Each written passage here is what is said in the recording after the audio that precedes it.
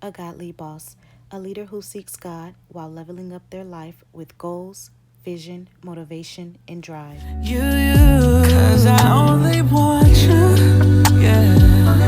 Cause I only want you, yeah. Cause I only want. Have you ever been in a situation where God gave you an ultimatum?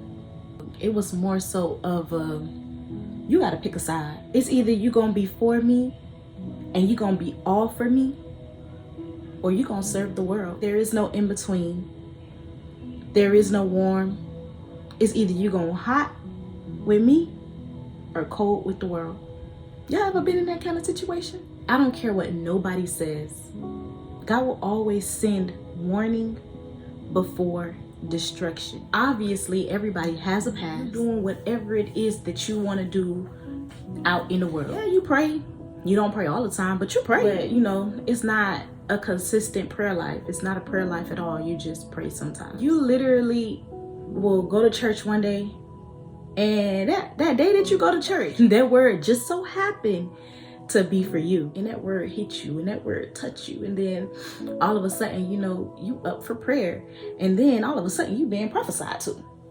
All you wanted to do was go to church to get the word for that day so you can have a good week. Your prophecy is pick a side. Baby girl, pick a side. You need to choose this day to pick a side. And it's like, oh dang, I love you, Lord, forgive me, I'm all yours. Because I don't want to be out there in the world. Like, devil can't hide me. I want to be with God at. I need his hand on my life. And then you end up backsliding. Dang, I'm back out in the world, having a good time. You might not have went to church this time, but God sent another warning. It could be your mom, it could be your dad, it could be a stranger, it could be anybody, because God will, he will send a stranger to you. He will send another warning. Like, it'll be something that's not specific to you, but you know what it means. You know what the person's trying to say. You know what it is. You hear it, you hear that second warning, but that second warning may have not even been, you know, that strong to you. So you still back out in the world. You doing your thing. You having a ball. Okay?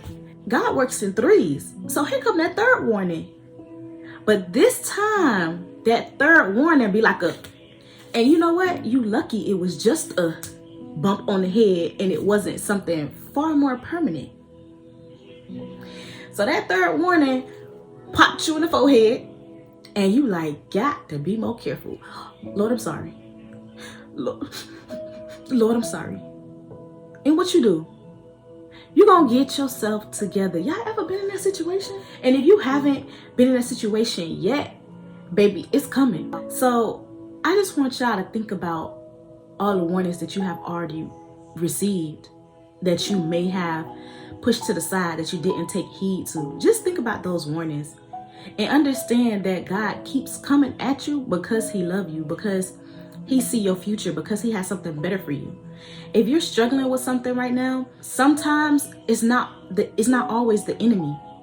God will let you go through some things just so he can get your attention, so he can get you where he needs you.